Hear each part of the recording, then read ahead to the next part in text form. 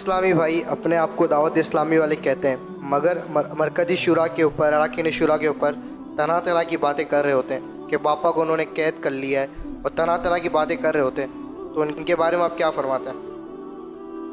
ان کی اصلاح کیسے کی جائے؟ کیا فریدوں نے پیر کو قید کر لیا، نہیں آئی ہے ہاں لیٹسٹ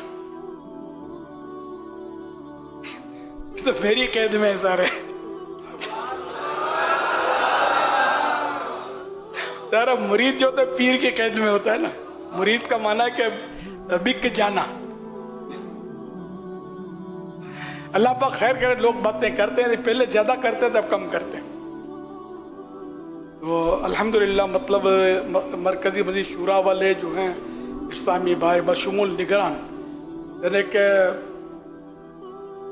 میں کیا کہوں، اتنے فرما برداری میری کرتے ہیں. کوئی ابھی تک نہ مجھ سے مماری کی ہے کسی نے، نہ میری بات کو یہ کہا کہ ہم نہیں کریں گے، کبھی بھی نہیں. بلکہ یہ ماشاءاللہ اتنی ہم لوگ ترکیب سے پھونک پھونک کے لیتے ہیں، اس سے ہر ایک کو نہیں لے لیتے. تو لیا ہے کہ یہ آپس میں بھی نہیں لڑتے. میں نے کئی ان کے اجلاس بھی اٹینڈ کیے مدنی مشورے، اس میں بھی کبھی میں نے نہیں دیکھا کہ انہوں نے کوئی تو میں کی ہو کہ یہ غلط ہے تم صحیح کہہ رہے ہو تو فلاں، کچھ بھی نہیں کرتے. ماشاءاللہ یہ فیصلے کرتے ہیں لیکن مطلب اختلاف رائے بھی کرتے ہیں. کبھی مطلب بدتمیزی کرتے ہوئے، جیسے ہماری اسمبلیوں میں کرسیاں اچھلتی ہیں اور دھمکیاں ملتی ہیں، یہاں کچھ نہیں ہوتا. دعوت اسلامی میں اللہ کی رحمت ہے، شاید یہ واحد ادارہ ہے دعوت اسلامی جس میں مارا ماری اور لڑا لڑی نہیں ہے. اتنا بڑا ادارہ ہے.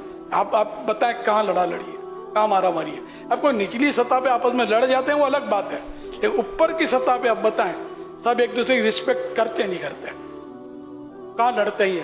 اگر یہ لڑے تو بھی دین کا کام کر نہیں سکتے.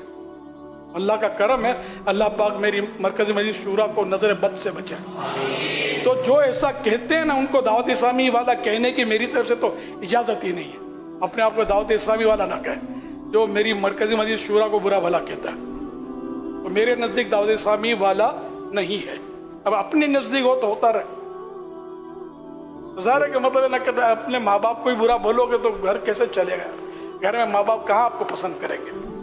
ایسا نہ کیا جائے. نہیں، اس طرح بھی بولتے ہیں کہ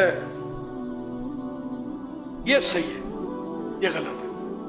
تو یار یہ غلطی تو میں نے کی نا، تم مجھے صحیح کہتے ہو کہ ایسے نادانوں کو میں نے مجلس شورا میں لے لیا تو میں غلط تو ہو ہی گیا نا.